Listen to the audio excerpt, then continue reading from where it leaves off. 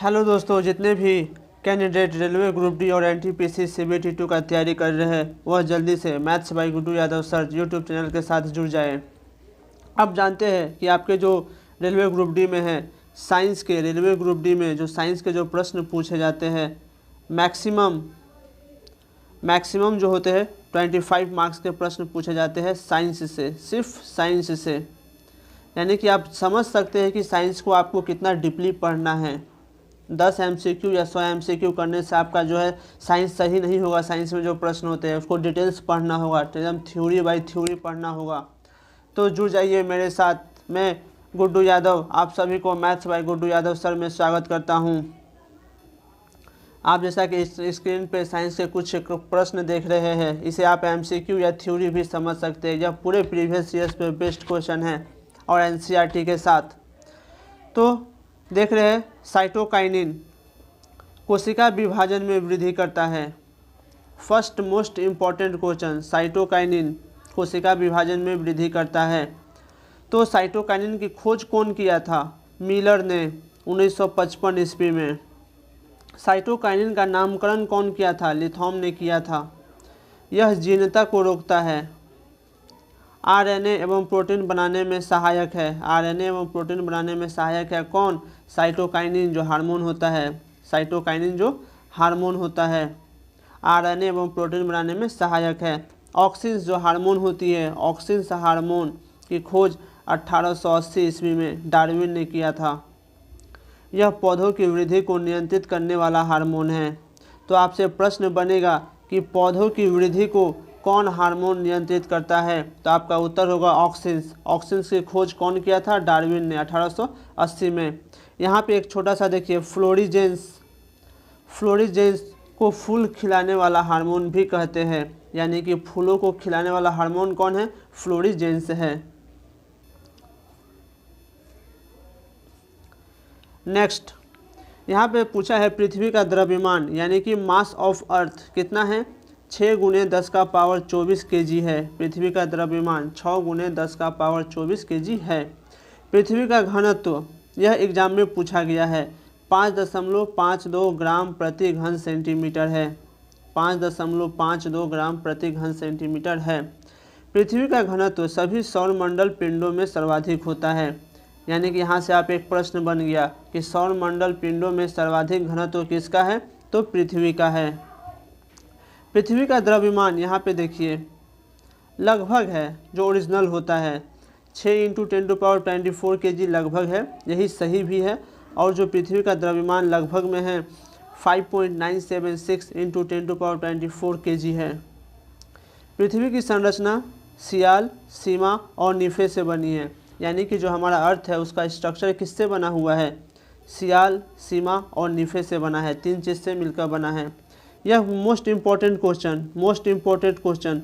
पृथ्वी को नीला ग्रह भी कहते हैं। नीला ग्रह किसे कहा जाता है? पृथ्वी को कहा जाता है।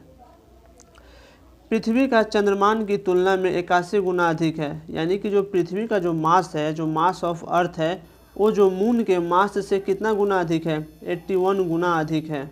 81 गुना क्या है? अधिक है। शुक्र का द्रव्यमान पृथ्वी के द्रव्यमान का 0.815 गुना है। यहाँ पे जो शुक्र का द्रव्यमान है, मास ऑफ शुक्र, वो कितना है? 0.815 गुना है।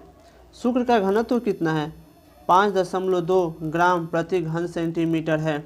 आप अगर मुझे कमेंट बॉक्स में उत्तर देना चाहते हैं तो मुझसे यह कहिएगा पृथ्वी की जुड़वा बहन किसे कहते हैं?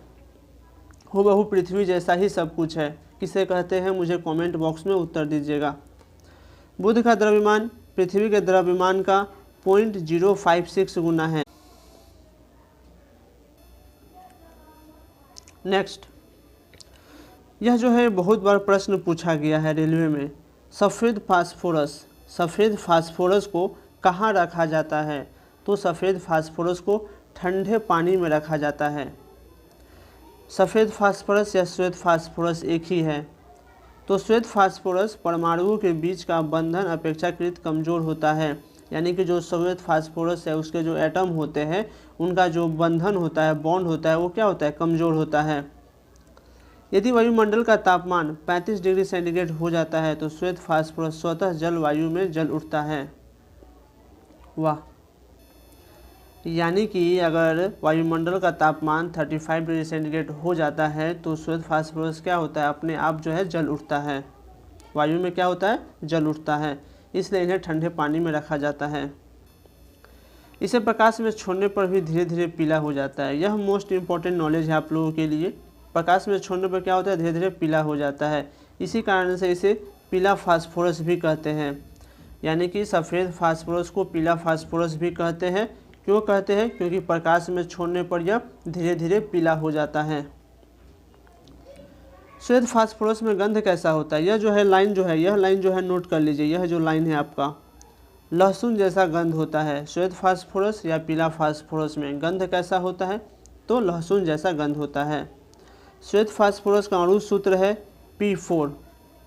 श्वेत फास्फोरस का अणु सूत्र है P4। देखिए एक ही पेज में कितने सारे क्वेश्चन हैं, और इससे क्या होगा कि आपका एक टॉपिक्स पे मतलब कमांड बनेगा, इससे आपका साइंस स्ट्रांग होगा। आप 10 MCQ कर लेंगे तो भी कमांड नहीं बनेगा, जितना थ्योरी पढ़ने से आपका कमांड बढ़ेगा साइंस पे। लाल फास्फोरस लाल रंग का अपारदर्शक एवं रवेदार ठोस पदार्थ है। लाल फास्फोरस लाल रंग का अपारदर्शक एवं रवेदार ठोस पदार्थ है। लाल फास्फोरस का अणु सूत्र है P2। यानी कि जो आपका श्वेत फास्फोरस है उसका अणु सूत्र है P4 और जो लाल फास्फोरस है उसका अणु सूत्र है P2।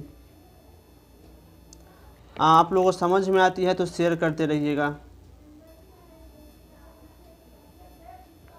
नेक्स्ट टॉपिक्स है, आप देख रहे हैं फिटकरी द्विक लवण का एक उदाहरण है। तो आपसे पूछ सकता है कि द्विक लवण का एक उदाहरण बताइए, तो क्या है फिटकरी। फिटकरी का अणुसूत्र क्या है, K2SO4 Al2SO4 3.24H2O 24 mole of water. क्या है सूत्र, एक बार नोट कर लीजिए, K2SO4 फिर Al2SO4 3 ब्रैकेट में 24H2O। यह क्या है, फिटकरी का सूत्र है। फिटकरी का प्रयोग जल को शुद्ध करने में, चमड़े के उद्योग, कपड़ों की रंगाई आदि में होती है। फिटकरी का प्रयोग हम जल को शुद्ध करने के लिए फिटकरी का प्रयोग कर सकते हैं, चमड़े के उद्योग में कर सकते हैं और कपड़ों की रंगाई में कर सकते हैं। साधारण नमक किसे कहते हैं, सोडियम क्लोराइड को। सोडियम क्लोराइड को साधारण नमक कहते हैं, इसका सूत्र होता है NaCl। सोडियम क्लोराइड को साधारण नमक कहते हैं। सोडियम सल्फेट को ग्लोबल सॉल्ट कहा जाता है, Na2SO4। तो ग्लोबल सॉल्ट का जो सूत्र क्या होता है, Na2SO4 global salt. Sodium sulphate को ग्लोबल सॉल्ट कहते हैं। प्रकाश, जो लाइट जो चैप्टर है ना, लाइट, इसे आप अच्छा से रट लीजिएगा, थ्योरी MCQ दोनों। लाइट, प्रकाश, इससे 4 क्वेश्चन तो एग्जाम में बनते ही है, जिसमें से 2 थ्योरी 2 न्यूमेरिकल रहता ही है। प्रकाश, तो सबसे पहले बात है, यहाँ पे एक थ्योरी है, क्या, प्रधान अक्ष रेखा किसे कहते हैं। प्रधान अक्ष रेखा दर्पण के वक्रता केंद्र एवं ध्रुव को मिलाने वाली रेखा दर्पण की प्रधान अक्ष रेखा कहलाती है। जो मिरर है उसका जो वक्रता केंद्र है और जो ध्रुव को जो रेखा मिलाएगी उसे क्या बोलेंगे, प्रधान अक्ष रेखा बोलेंगे। और यहाँ पे आपको जो यह जो लाइन है मोस्ट इम्पॉर्टेंट, इसे तो आप रट लीजिए, घोर कर पी जाइए, जैसा भी कीजिए। क्या, उत्तल दर्पण यानी कि कॉन्वेक्स मिरर में किसी वस्तु का प्रतिबिंब सदैव दर्पण के पीछे उसके ध्रुव और फोकस के बीच वस्तु से छोटा, सीधा एवं आभासी बनता है। कैसा बनता है, वो तो सदैव दर्पण के पीछे बनेगा प्रतिबिंब, पहला कंडीशन। कहाँ बनेगा, दर्पण के पीछे, किसके बीच में, ध्रुव और फोकस के बीच में। कैसा बनेगा, वस्तु से छोटा बनेगा, प्रतिबिंब कैसा, वस्तु से छोटा, सीधा, लेकिन आभासी रहेगा। क्या रहेगा, आभासी रहेगा। उत्तल दर्पण की फोकस दूरी धनात्मक होती है, यानी कि जो फोकल लेंथ होता है कॉन्वेक्स मिरर की, उत्तल दर्पण की, वो हमेशा पॉजिटिव होता है। क्या होता है, पॉजिटिव होता है। नेक्स्ट, आधुनिक आवर्त सारणी मॉडर्न पीरियडिक टेबल, यह भी बहुत ही इंपॉर्टेंट चैप्टर है और इससे क्वेश्चन बार बार पूछे जाते हैं, तो आप इन्हें भी अच्छे से रट लीजिएगा। आधुनिक आवर्त सारणी में 6 और 7 छठवें और 7वें आवर्त में लेंथेनाइड और एक्टिनाइड होते हैं। छठे में होते हैं लेंथेनाइड और 7वें में होता है एक्टिनाइड। आधुनिक आवर्त सारणी में परमाणु संख्या 57 से लेकर 71 तक, 57 से 71 तक, 57 से 71 तक क्या कहेंगे? लेंथेनाइड कहेगा, या लेंथेनाइड श्रेणी कहा जाता है, लेंथेनाइड कहा जाता है। कहाँ से? 57 से 71 तक क्या कहेंगे? लेंथेनाइड। लेकिन आधुनिक आवर्त सारणी में मॉडर्न पीरियडिक टेबल में 89 से 103 तक, मॉडर्न पीरियडिक टेबल में 89 से 103 तक क्या बोलेंगे? एक्टिनाइड बोलेंगे, एक्टिनाइड बोलेंगे। क्या बोलेंगे? एक्टिनाइड बोलेंगे। अच्छा, आधुनिक आवर्त सारणी की खोज किसने की थी बताइए तो? आप हमें कमेंट बॉक्स में इसका जवाब, आधुनिक आवर्त सारणी की खोज कौन की थी? हमें कमेंट बॉक्स में इसका उत्तर दीजिएगा। हाँ, यहाँ पे है दोहरा विस्थापन प्रतिअभिक्रिया तब होती है जब सोडियम सल्फेट बेरियम क्लोराइड के साथ अभिक्रिया करती है। तो हमारे कहने का मतलब है, यह ऑप्शन के हिसाब से हम लोग जाएंगे कि दोहरा विस्थापन प्रतिक्रिया कब होती है। तो देखिए, यह सोडियम सल्फेट का सूत्र है Na2SO4, Na2SO4 सोडियम सल्फेट का सूत्र है, और यह है बेरियम क्लोराइड BaCl2। यह रिएक्शन करेगा तो बेरियम सल्फेट और सोडियम क्लोराइड बनाएगा। इसमें Na एवं Ba दोनों में विस्थापन अभिक्रिया हुई है, यानी कि जो सोडियम है आपका और जो बेरियम क्लोराइड है, इसमें क्या हुआ है? विस्थापन प्रक्रिया हुई है, दोहरी विस्थापन। अच्छा, यहाँ पे जो देखने लायक पॉइंट है, यहाँ पे देखिए, सोडियम का निष्कर्षण कास्टनर विधि द्वारा द्रवित सोडियम हाइड्रोक्साइड के वैद्युत अपघटन से किया जाता है। यानी कि जो सोडियम का निष्कर्षण है कास्टनर विधि द्वारा द्रवित सोडियम हाइड्रोक्साइड के वैद्युत अपघटन से किया जाता है। यह सोडियम का निष्कर्षण का विधि है। और यहाँ पे दिया है डाउन विधि द्वारा। देखिए यहाँ पे डाउन विधि द्वारा भी पिघले हुए सोडियम क्लोराइड के वैद्युत अपघटन से सोडियम धातु बड़े पैमाने पर प्राप्त की जाती है। सोडियम धातु को किरासन तेल के अंदर डुबाकर रखा जाता है। यह पॉइंट नोट कीजिए, यह पॉइंट नोट कीजिए। सोडियम धातु को किरासन तेल के अंदर डुबाकर रखा जाता है। तो प्रश्न बनता है कि किरासन तेल के अंदर किसे डुबाकर रखा जाता है? तो सोडियम धातु को। वहाँ पे हम लोग पढ़े थे कि जो श्वेत फास्फोरस होती है, सफ़ेद फास्फोरस होती है, उसे हम लोग ठंडे पानी में डुबा कर रखते हैं। यहाँ पे है नमक में अशुद्धि के रूप में मैग्नीशियम क्लोराइड की उपस्थिति होती है, जो कि प्रस्वेदी डेलिक्वेंस होती है। तो यहाँ से मेनली यह क्वेश्चन था कि सोडियम का निष्कर्षण कास्टनर विधि द्वारा किया जाता है। डाउन विधि द्वारा भी पिघले हुए सोडियम क्लोराइड के वैद्युत अपघटन से सोडियम धातु बड़े पैमाने पर प्राप्त की जाती है। और सोडियम धातु को, जो इम्पोर्टेंट क्वेश्चन था, सोडियम धातु को जो है किरासन तेल के अंदर डुबाकर रखा जाता है। नेक्स्ट, यहाँ पे देखिए, भारत में झीलों को आमतौर पर ज्वार वन के रूप में जाना जाता है। यानी कि हम लोग का जो झील होता है उन्हें क्या कहा जाता है? ज्वार वन कहा जाता है। समुद्र तट एवं निम्न डेल्टाई भाग में ज्वार वनस्पति पाई जाती है। यह समुद्री तट रेखा को स्थिर करती है और समुद्र द्वारा हो रहे कटाव से तटबंध की रक्षा करती है।